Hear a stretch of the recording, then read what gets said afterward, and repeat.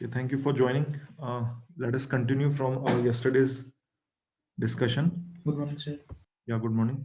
So कल हम discuss कर रहे थे कि how to convert a circuit which is in time domain to its phasor domain, right? So I have a circuit, an AC circuit here, which is in its time domain. और मैं ये example ले रहा हूँ ताकि हम कुछ फॉर्मूले जो हमने अभी 12th लेवल फिजिक्स तक पढ़े हैं वो रिव्यू हो जाएंगे एंड यू विल सी कि how they fit into the discussion on phasors, right? So here I have a circuit in time domain, which means that this voltage is alternating and it is given here with respect to time. So Vt here is Vm sine omega t, and we have three components which are connected in series: one resistance, one inductance, and one capacitance. Now this is a series connection, and when you excite this series connection with a sinusoidal input, the current that flows here is also sinusoidal in nature. So हमारा जो target है वो ये है कि इसको simplify किया जाए and let us calculate this current IT here. So what I do here is I convert this circuit from its time domain to its phasor domain, which means that all the sinusoidal quantities will be shown in terms of phasor. So their respective phasors. So I am redrawing this circuit here.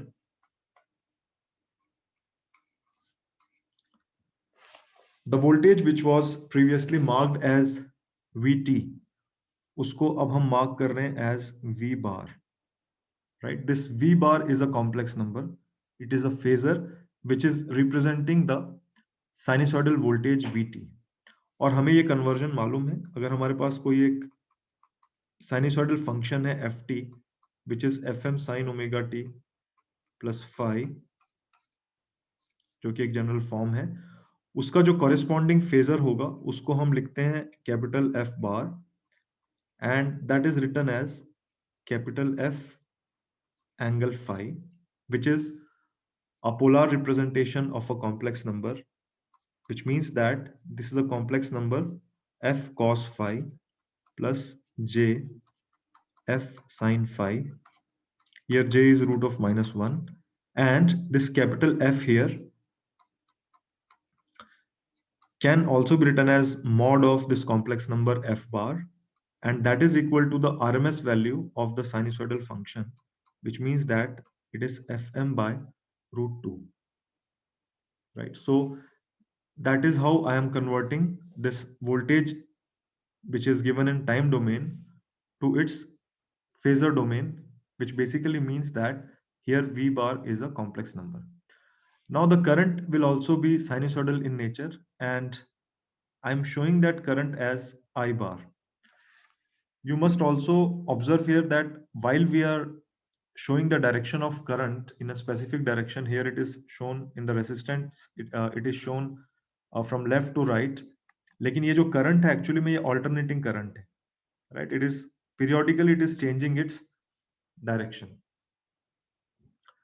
तो ये voltages और currents को तो हमने उनके phasor form में convert कर दिया. अब जो ऑपोजिशंस होंगे सर्किट में, यानी कि रेसिस्टेंस और रिएक्टेंसेस, उनको भी हम फेजर डोमेन फॉर्म वाले सर्किट में हम लेकर आएंगे. तो रेसिस्टेंस जो होगा वो एज इट इज रहेगा, इट रिमेन्स आर. जो इंडक्टेंस है वो जो ऑपोजिशन ऑफर करता है उसको हम कहते हैं एक्सएल, यानी कि inductive reactance, and inductive reactance is always multiplied with J here, right? So this L will be replaced with JXL, and the value of XL here is omega L.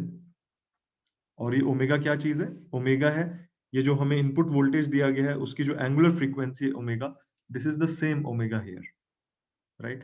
Similarly, the opposition which is offered by the capacitor to the flow of sinusoidal current, we call it as capacitive reactance, and it is shown as XC, right? So this is to be multiplied with minus J here.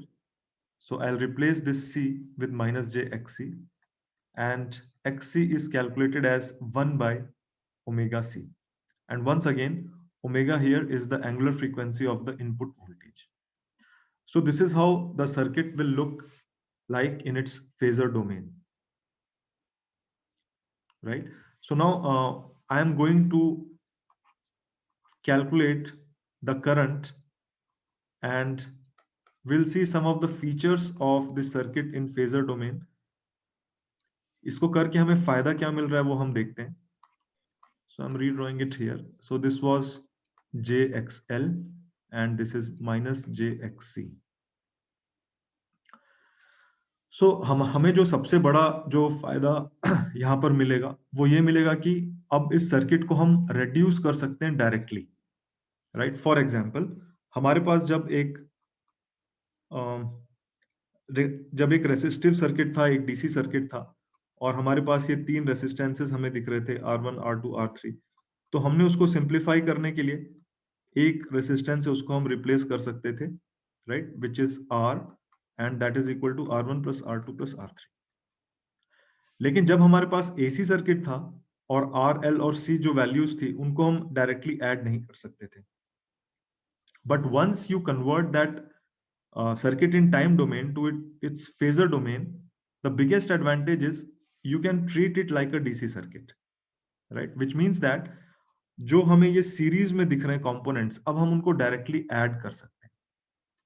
I can show this circuit as the input source voltage and the combined effect of all the oppositions which are given in the circuit, right? तो मैंने उसको एक black box से represent किया है. ये मुझे series में दिख रहे हैं, तो I can actually directly add them. So this will be R plus J X L minus J XC.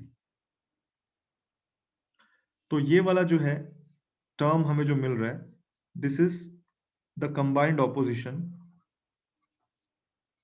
To the flow of sinusoidal current through that branch. And this combined opposition is known as impedance. Impedance को हम capital Z से show करते हैं, और क्योंकि ये impedance यहाँ पर एक कॉम्प्लेक्स नंबर है इसलिए मैंने इसको Z बार से शो किया है,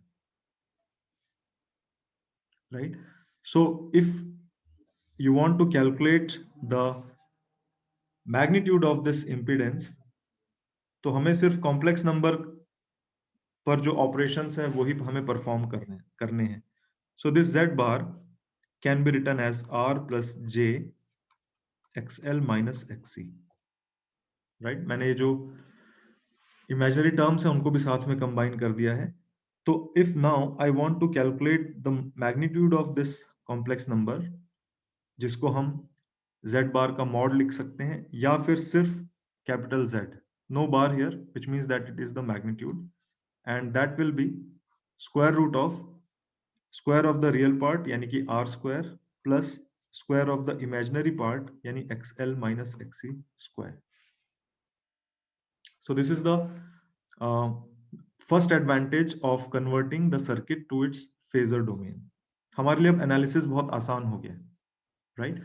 एनालिसिस आसान हो गया, इसका मतलब अब ये भी है कि किसी भी कंपोनेंट के अक्रॉस जब हमें वोल्टेज कैलकुलेट करना है, तो जैसे हम रेसिस्टेंस में करते थे, for example current flowing here is I और मुझे ये रेसिस्टेंस R1 के अक्रॉस वोल्टेज कैलकुलेट करना है, तो I can directly write it as I times R1. लेकिन इस सर्किट में अगर करंट I फ्लो हो रहा है, तो ये वाला जो वोल्टेज है I can not write it as I times L, right? This will be wrong. But once you convert it into its phasor domain, then you can directly calculate the voltages. Of course, वो voltages हमें complex number के form में दिखाई देंगे. तो अगर मुझे इस R के अक्रॉस वोल्टेज कैलकुलेट करना है, तो that will be equal to R times I bar. अगर मुझे इस इंडक्टर के अक्रॉस अब वोल्टेज कैलकुलेट करना है, तो that will be equal to value of this opposition यानी J times XL multiplied with I bar, right? Similarly here the potential difference will be I bar multiplied with minus JXC. This is the second advantage. तो हम circuit को reduce easily कर सकते हैं, बिल्कुल वैसे ही जैसे सीरीज पैरेलल कॉम्बिनेशंस हम करते थे।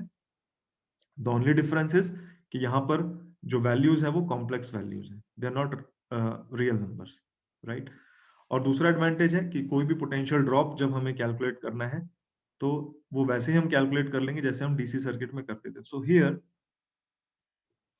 you can write this equation directly as V is equal to I times Z. यहाँ पर V bar, I bar और Z bar, all the three are complex numbers, right? इस यहाँ तक कोई डाउट किसी को?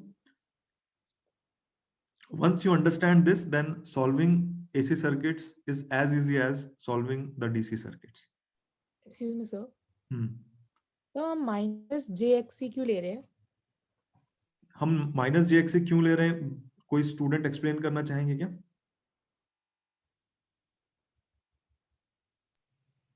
तो उसमें वोल्टेज वो करती है, करंट लीड करता है, करंट लीड करता है, एग्जैक्टली क्योंकि करंट लीड करता है। देखो I am explaining this point again क्योंकि इंपॉर्टेंट पॉइंट है। हमें कैपेसिटर के केस में हमें मालूम है it's a pure capacitor, right. So I have a pure capacitor here and I am drawing the quantities in phasor forms. Okay, so this is the current flowing through the capacitor. I am calling it IC bar. Okay, and the potential difference across it I am calling it VC bar. मैंने यहाँ पर direction और polarity show करी है, but ये AC quantities हैं, so you should remember कि they are changing alternately now, right? And I have a pure inductor here. So this the current again through this inductor I am marking is it in its phasor form. So this is IL bar and the potential difference across it I am calling it VL bar, right? तो हमें इनका जो relationship है voltages और currents का for inductor and capacitor वो हमें मालूम है।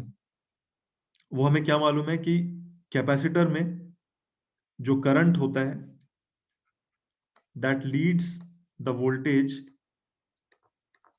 by an angle of 90 degrees, right? And similarly जो इंडक्टर होता है उसमें जो करंट है it lags behind the voltage by an angle of 90 degrees, right? तो अब ये वाला जो रिलेशनशिप है ये इंटैक्ट होना चाहिए सारे केसेस में एट ऑल पॉइंट्स। ये जो प्योर इंडक्टर है और प्योर कैपेसिटर है उसमें ये relationship between voltage and capacitor and current should remain intact. तो देखो हमने क्या किया, जब हम फेजर फॉर्म में चेंज कर रहे हैं सर्किट को, तो let us say this is the current flowing through the capacitor, let us call it IC bar, और जो ऑपोजिशन है उसको हमने कहा XC, right? XC here is a real number now, ठीक है। तो अब आप अगर आप अभी वोल्टेज कैलकुलेट करना चाहो तो आप उसको लिखोगे XC टाइम्स IC बार, राइट? अगर मैं इस IC को एक फेजर से यहां शो करूं, दिस इज IC बार, तो अगर आप IC बार को अगर आप XC से मल्टीप्लाई कर रहे हैं जो कि खुद भी एक कांस्टेंट है, तो जो नया क्वांटिटी आपको मिल रही है again it is a complex number but it is multiplied with a constant, so the direction will not change actually. उस कॉम्प्लेक्स नंबर का को जब आप कॉम्प्लेक्स प्लेन पे बनाओगे तो वो डायरेक्शन यहां पर चेंज नहीं होगा, राइट? तो जब आप इस तरह से मल्टीप्लाई करके इसको लिखोगे तब आपको VC और IC जो होगा वो आपको एक ही डायरेक्शन में दिखाई देगा, जबकि उनका रिलेशनशिप क्या होना चाहिए, इसका मतलब वो दोनों सेम फेज में है, इस तरह से दिख रहा है हमें, जबकि होना क्या चाहिए, IC should lead VC, right? तो इसके लिए हम क्या करते हैं, हम XC को अकेला नहीं लिखते, उसके साथ -j मल्टीप्लाई कर देते हैं, राइट? जब आपने यहाँ -j मल्टीप्लाई कर दिया तो whole of this opposition is now -j times XC, यानी जब आप VC क्या लिखोगे तो VC का जो एक्सप्रेशन आएगा that is the opposition multiplied with current, यानी -j times XC into IC. So now this is -j XC IC. So XC IC is a complex number which is now being multiplied with -j. तो आप किसी complex number को जब -j से multiply करते हो तो वो complex number gets rotated in anti clockwise direction by an angle of 90 degree, किसी कॉम्प्लेक्स नंबर को जब हम माइनस जे से मल्टीप्लाई करते हैं तो एंटी क्लॉकवाइज डायरेक्शन में, सॉरी क्लॉकवाइज डायरेक्शन में 90 डिग्रीज से रोटेट हो जाते हैं, राइट। सो नाउ वीसी, ये जो नया कॉम्प्लेक्स नंबर है, अब वो नेगेटिव वाई एक्सिस में दिखाई देगा। और अब हम जब देखेंगे तो हमें वो रिलेशनशिप इंटैक्ट है, IC is leading VC. Okay, similarly when we are converting this, when there is an inductor and we are converting the whole circuit into its phasor form, तो मान लो हमने इसको सिर्फ ऑपोजिशन को एक्सएल से अगर show किया, तो जो पोटेंशियल डिफरेंस है उसको हम लिखेंगे ऑपोजिशन यानी XL multiplied with IL which is a complex number here, right. तो अगर आईएल को मैं यहां पर पॉजिटिव एक्स एक्सिस के अलोंग बना रहा हूं, तो जो एक्सएल टाइम्स आईएल होगा, जिसको अगर हम वीएल कह रहे हैं, तो अगेन वो सेम डायरेक्शन में होगा, which means that VL and IL are in phase, which is not true, right? तो हम क्या करेंगे, एक्सेल को हम हमेशा J से मल्टीप्लाई करके रखेंगे, ताकि जब हम पोटेंशियल डिफरेंस कैलकुलेट करें तो जो VL के लिए एक्सप्रेशन आएगा वो आएगा JXL times IL. So now this XL-IL is a complex number which is now multiplied with J. किसी भी कॉम्प्लेक्स नंबर को जब आप रूट ऑफ -1 से मल्टीप्लाई करते हैं तो वो एंटी क्लॉकवाइज डायरेक्शन में रोटेट होता है by an angle of 90 degrees, यानी कि यहाँ पर जो VL होगा वो पॉजिटिव y एक्सिस में दिखाई देगा कॉम्प्लेक्स प्लेन में। तो अब जब ये फेजर डायग्राम जो बन रहा है, यहाँ पर हम देख रहे हैं कि VL is leading and IL is lagging, and that is the relationship actually we want to preserve. See, compare here. यहाँ VL is leading by an angle of 90 degrees. Here also VL is leading by an angle of 90 degrees. That is why XL has always to be multiplied with J and XC is to be multiplied with -J. Right? इसमें further कोई doubt है तो please ask. This is an important concept जो हम transformers का phasor diagram बनाने में भी हम use करेंगे इसको. So if you still have any doubt, please ask. No, sir, thank you. Excuse me sir. हाँ जी. सर, जो आपने फेजर डोमेन में कहा है कि जो आर एक्स और दो ऐड सर, वो फेजर डोमेन में कैसे ऐड हो जाता है? I could not fully hear your question. Like, किसी को समझ में आया तो please explain. Sir, like you said कि फेजर डोमेin में we can add the resistance in series. Yeah, you So can वो treat कैसे it. Yeah, possible you है? can treat it like a DC circuit basically.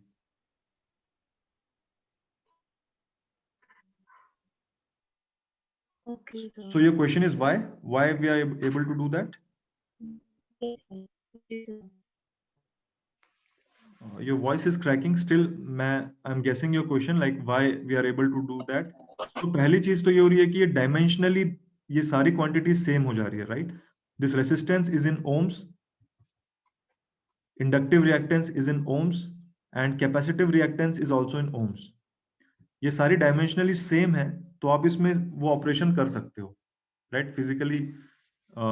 सी यहाँ पर क्या था, resistance was in ohms, inductance was in henry and capacitance was in farad. तो naturally हम यहाँ पर इनको डायरेक्टली ऐड कर ही नहीं सकते हम। तो पहला रीजन तो ये कि क्योंकि their dimensions are matching, that is why we are able to add them. दूसरी चीज जो है वो ये है कि जो वोल्टेजेस के रिलेशनशिप है रेस्पेक्टिव कंपोनेंट के करंट के साथ, वो भी हमने यहाँ एग्जैक्टली मैच करा दिया है। हमने कैसे मैच करा दिया है, ये जो वोल्टेज है that will be R times I bar. So I bar के साथ ये सीरीज में है, सेम फेज में है, राइट। तो रेसिस्टेंस के लिए the relationship is holding true, voltage and current are in series. यहाँ पर मैंने आपको बताया the potential difference will be J XL times I L. So potential difference is leading and this current I bar is lagging with respect to it. So that relationship is also held true here. And here the potential difference is minus J times XC into IC. And now this potential difference is lagging behind the current I, right? So हमने ये वाले relationships को भी intact रखा है. That is why you can treat this circuit exactly like a DC circuit. बस एक ही difference रहेगा कि यहाँ पर जो मेन क्वांटिटीज हैं वो कॉम्प्लेक्स नंबर्स हों और उसको हमें इंटरप्रेट करना आता है, how to interpret that complex number. That is why we are able to do so. Is it all right? Okay, sir. Yes, sir. Okay. So now I'll take some examples on how to do calculations here, but yeah, something more on impedance, like ये वाला formula आप लोगों ने repeatedly पढ़ा होगा, right? Impedance का जो magnitude है that is root of R square plus XL minus XC square, right? So यहाँ पर ये जो इम्पिडेंस है, हमारे पास ये एक सीरीज कनेक्शन था. This was a part of the circuit, so this was j times xl, this was r, and this was minus j times xc, and the overall opposition, which is the impedance, that came out to be r plus j xl minus xc, right? So in general, if we have an impedance, it will have a real part and an imaginary part. जब कोई भी हम impedance लेंगे, हमारे पास एक real part होगा और एक इमेजिनरी पार्ट होगा. तो ये जो रियल पार्ट है कैपिटल आर, ये उसका नेट रेसिस्टेंस को रिफ्लेक्ट कर रहा है, और ये जो इमेजिनरी पार्ट है कैपिटल एक्स, वो उस ओवरऑल कनेक्शन के नेट रिएक्टेंस को रिप्रेजेंट कर रहा है. ओके, तो इस वाले केस में it so happened that the overall resistance was R, और जो ओवरऑल रिएक्टेंस था that was XL minus XC. Now depending on the type of connections, this overall, the value of overall resistance and overall reactance may also change, right? So अगर हमें इस तरह के circuits solve करने हो जहां पर हमें वोल्टेजेस और करंट्स कैलकुलेट करने हैं, तो उसको सॉल्व करने के स्टेप्स जो है that I am explaining. So now this is a very simple circuit, right? यहाँ पर हमें एक सोर्स वोल्टेज दिया गया है which is 10 sin 4t volts. There is a resistance and there is a capacitance, and we are asked here to calculate this current I. अगर आपसे exam में क्वेश्चन इस तरह से पूछा जा रहा है, तो हमें फाइनल आंसर को हमेशा टाइम डोमेन में ही बताना है. We cannot leave the answer in its phasor form. Okay, so हम इसको सॉल्व करने के लिए क्या करेंगे? We will convert this circuit into its phasor domain. ठीक है, फेजर डोमेन में कन्वर्ट करने के लिए सबसे पहले तो हमें ओमेगा पता होना चाहिए. तो हम क्या करेंगे, हमें जो वैल्यू दी गई है वो इस सोर्स वोल्टेज की वैल्यू दी गई है. Let us compare it with a standard sinusoidal function which is fm sin omega t plus phi. तो इन दोनों को हम कंपेयर करें तो वोल्टेज की जो पीक वैल्यू है दैट इज 10 वोल्ट्स, ओमेगा की जो वैल्यू है that comes out to be 4, it is in radian per second, and phi here is 0 degrees.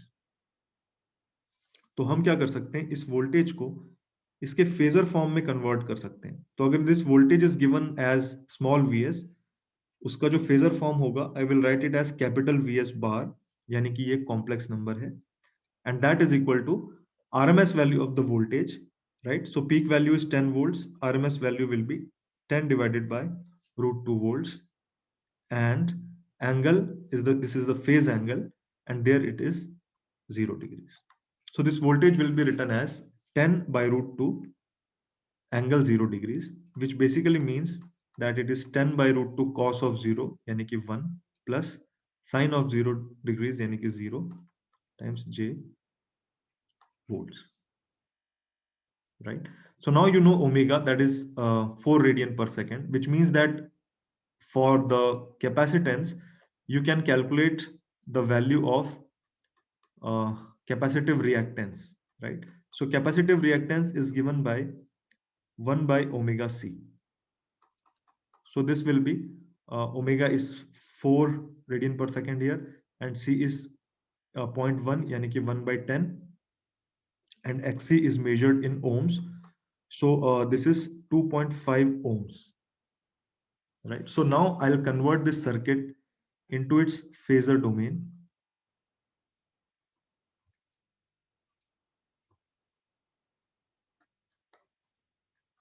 See, don't get confused by this plus and minus sign here. ये सिर्फ voltage source को represent कर रहा है, इसका मतलब ये नहीं कि ऊपर वाला पॉइंट हमेशा हायर पोटेंशियल पे और नीचे वाला लोअर पोटेंशियल पे, right? You have to look at the expression of this voltage which is a sinusoidal expression. Okay, so मैंने यहाँ पर इसको एक साइनसॉइडल इनपुट की तरह शो किया है. This is VS bar. This resistance is known, this is 5 ohms. ये जो कैपेसिटर है इसका हमें कैपेसिटिव रिएक्टेंस पता है विच इज 2.5 ohms. और हमें ये भी मालूम है कि फेजर डोमेन में जब हम कन्वर्ट करते हैं तो capacitive reactance is multiplied with -j, right? This current small I will now be written as capital I bar. और हमसे ये वाला वोल्टेज भी पूछा गया across the capacitor, so I'll write it as capital V bar. Okay, so now I can easily calculate the current here. So for that, the overall opposition to the current will be written as Z bar, and this resistance and capacitance, they are in series, so this will be 5 ohms plus minus 2.5 j ohms, right? So this impedance is 5 minus 2.5 j ohms. So I'll have this relationship here, VS bar is equal to I bar into Z bar. So this I bar will come out to be VS bar by Z bar, and VS bar जो है वो हमें मालूम है, this is 10 by root 2 plus 0 j. This is divided by 5 minus 2.5 j. ये current है इसलिए it will be in amperes. और जब आप इसको सॉल्व करोगे तो ये आपको एक रेक्टेंगुलर फॉर्म में मिलेगा. You can convert it into its polar form, and that polar form will be of this type. It will be I plus I angle phi, right? तो हमें यहाँ से करंट का मैग्नीट्यूड भी मालूम चल जाएगा और हमें करंट का फेज एंगल भी पता चल जाएगा विद रिस्पेक्ट टू वोल्टेज. लेकिन हमसे कैसा करंट पूछा गया था? हमें करंट उसके टाइम डोमेन में पूछा गया था. तो हम क्या करेंगे, हमें जो करंट फेजर डोमेन में मिला है which is I angle phi, उसको हम टाइम डोमेन में कन्वर्ट करेंगे small I T, peak value of the current, right? यानी आई एम. कैपिटल आई हमारे पास कौन सा है? आरएमएस वैल्यू है. तो पीक वैल्यू कैसे कैलकुलेट करेंगे? √2 times I, this will be the peak value. Sine of omega t, omega हमें मालूम है that is 4 radian per second here, तो 4t plus this phase angle यानी कि phi. So this is how your answer will look like. IT will be √2 times I sin 4t plus phi, right? Similarly, ये जो capital V bar है that can be written as, it can be calculated as the reactance multiplied with the current. तो वहां पर जो opposition है वो कितना है?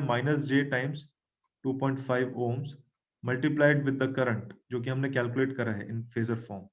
तो आपको ये वाला वोल्टेज भी इस फॉर्म में दिखाई देगा, V एंगल लेट अस से phi 2, इस फॉर्म में आपको दिखाई देगा. And again you will convert it into its time domain.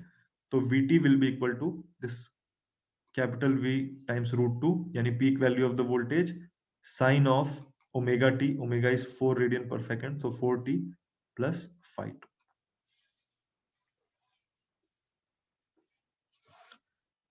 Is it all right? इसमें कोई डाउट?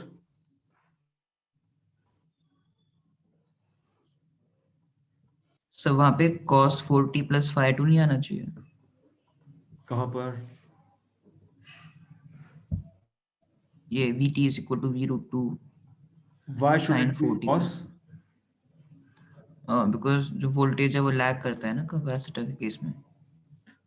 हमें उसकी चिंता करने की जरूरत नहीं है. phi 2 जो एंगल आएगा वो अपने आप नेगेटिव आएगा या पॉजिटिव आएगा, जो उसको आना होगा वो आ जाएगा. ओ phi 2 will adjust. ठीक है, ओके सर. हाँ ठीक है, उसकी हमें चिंता करने की जरूरत नहीं. हम तो स्टैंडर्ड फॉर्म में उसको लिख देंगे बस. phi 2 एंगल जो आएगा वो अपने आप सही आएगा, राइट? तो हमारे पास ये इस तरह का मैंने एक और ये क्वेश्चन शो किया. I think you can easily solve it, right? मैं इसको इसके फेजर फॉर्म में I am converting it. So here I have this resistance which is equal to 4 ohms. ये जो इंडक्टेंस है L, this is 0.2 Henry, लेकिन मेरा इंटरेस्ट क्या कैलकुलेट करने में, एक्सएल कैलकुलेट करने में, right? So XL is omega times L, which means that I should know omega. Omega आपको यहां से मिलेगा, right? You compare it with your standard expression. So this is fm sin omega t plus 5. तो आप ये देखोगे कि omega here is 10 radian per second. So XL will be 10 radian per second multiplied with the value of L in henries, so that is 0.2 henries, or XL है, so it will be in ohms, so this will be 2 ohms. So this XL is equal to 2 ohms, लेकिन जहां भी हम XL बनाते हैं उसके साथ हम J मल्टीप्लाई कर सकते हैं, so this will be 2J ohms. ये जो वोल्टेज है उसको मैंने लिखा कैपिटल VS बार.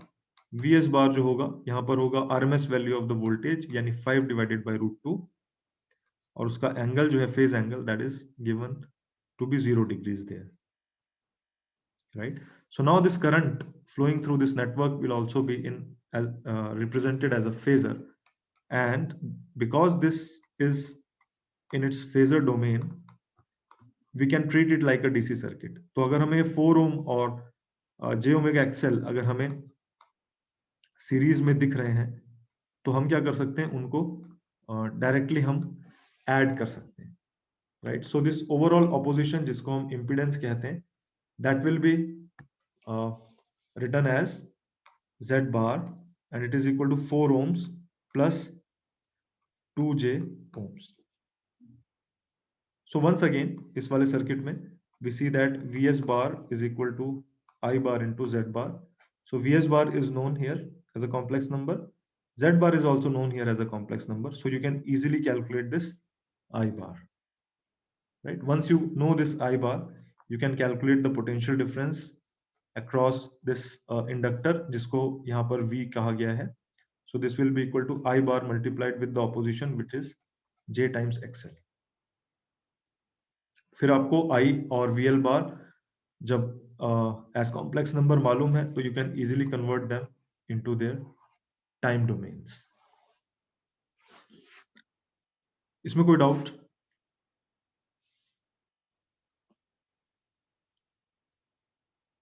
ओके, तो इसमें कोई डाउट नहीं है.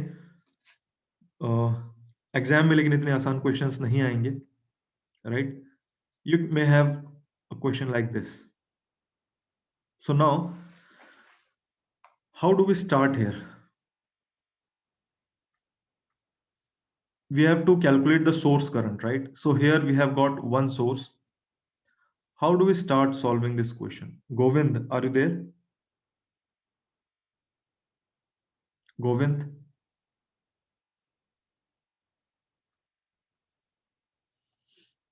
Jaskarandeep?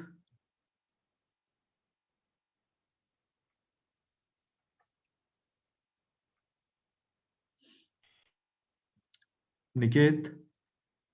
Yes, sir. Okay, thank you. At least somebody is there. Niket, ये सर्किट कैसे, how do we start here now? Sir पहले VT की इक्वेशन लिख लेंगे. ये पहले तो आप ये बताओ कि ये सर्किट जो दिया गया है वो कौन से डोमेन में है?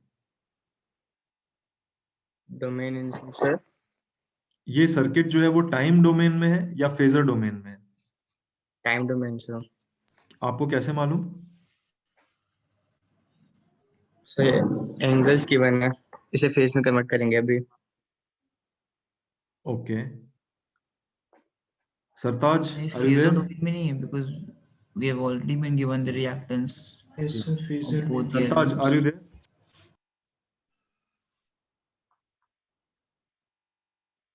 Vanshaj? Yes, sir. Vanshaj, what do you say? ये सर्किट किस डोमेन में? Sir, phasor domain. ये फेजर डोमेन में है, राइट? हमें कैसे मालूम कि ये फेजर डोमेन में? फेजर डोमेन में जब सर्किट होगा तो वैल्यूज जो होंगी वो कॉम्प्लेक्स नंबर के फॉर्म में होंगी, क्योंकि फेजर क्या है? Phasor is a complex number, right? तो यहाँ पर ये जो वोल्टेज हमें दिया गया है 20 एंगल -15 डिग्रीज, ये ऑलरेडी एक कॉम्प्लेक्स नंबर है, राइट? ये कॉम्प्लेक्स नंबर क्या है? This is 20 cos -15 degrees plus j 20 sin -15 degrees. ये पोलर फॉर्म में ऑलरेडी हमें एक कॉम्प्लेक्स नंबर दिया गया है. तो जब हमें सारी वैल्यूज ऑलरेडी उसी फॉर्म में है, see the resistance is in ohms but the capacitance is also here given in ohms, which means that this is capacitive reactance, not capacitance directly, right? So ये capacitive reactance है -j25 ohms. Similarly ये जो inductor है उसका opposition, उसका reactance हमें दिया गया है, that is 20 j ohms. So this circuit is already in its phasor domain.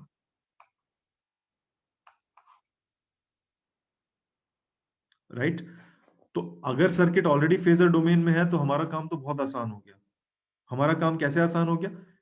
इसको हमें ट्रीट करना है as a DC circuit, right? So we can easily now operate on this circuit. आपको अगर सोर्स करंट कैलकुलेट करना है तो आप क्या करोगे? यहां पर इस सर्किट को सिंप्लीफाई कर लोगे, right?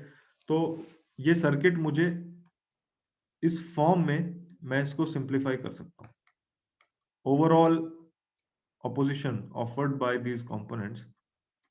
So this is the source voltage Vs, this is the source current Is, and this is the overall opposition Z bar. तो overall opposition के लिए अब हम क्या देखेंगे? हम ये देखेंगे कि ये दोनों हमें कैसे दिख रहे हैं? पैरेलल में दिख रहे हैं. और 60 ओम के साथ ये जो कॉम्बिनेशन है ये क्या है? सीरीज में है, राइट?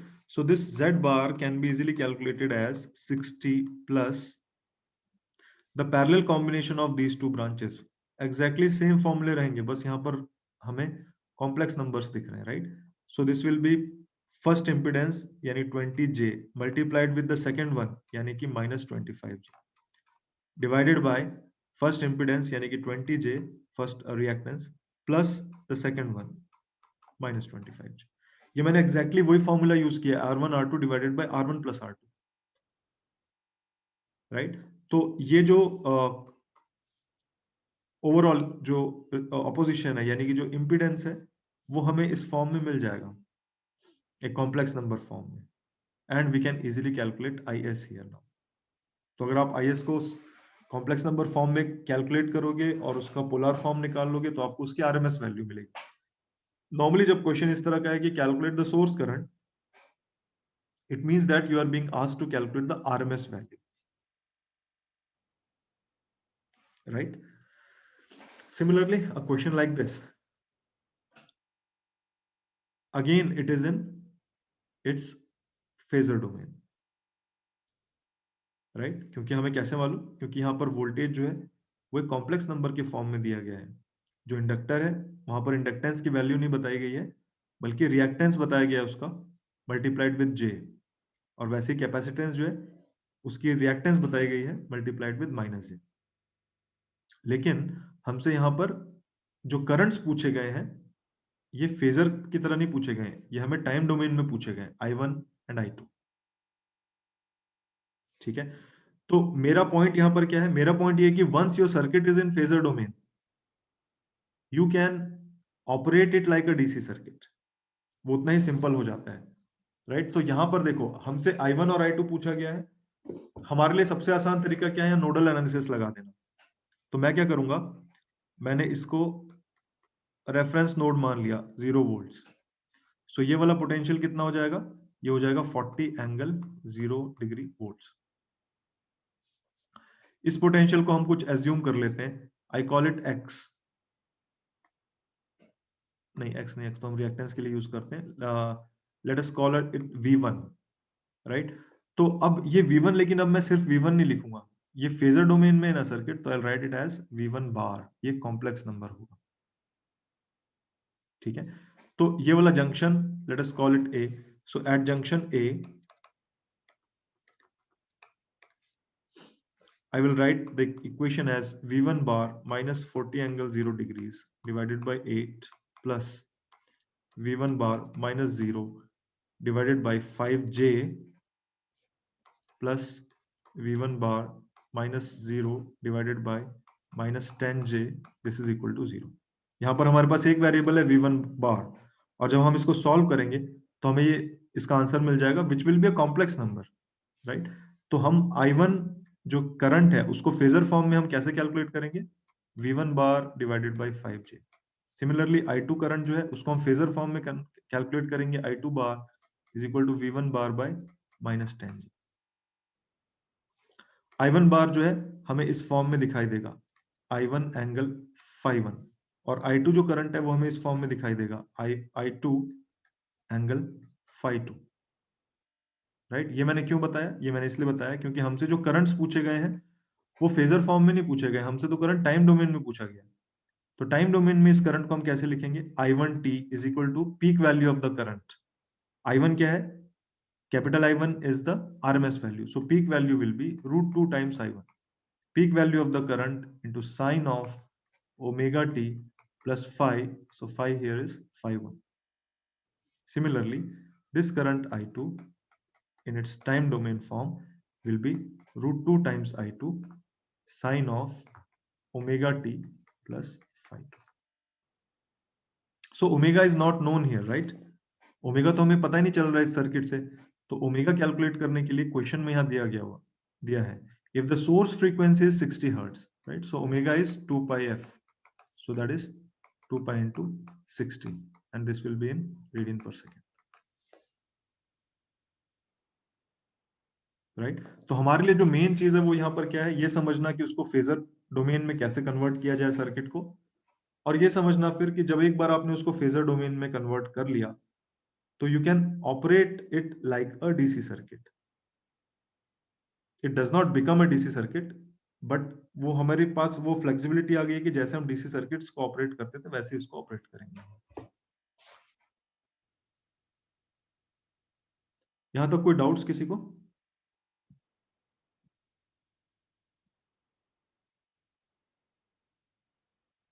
सहजबीर सिंह, कोई डाउट? No sir. गुड।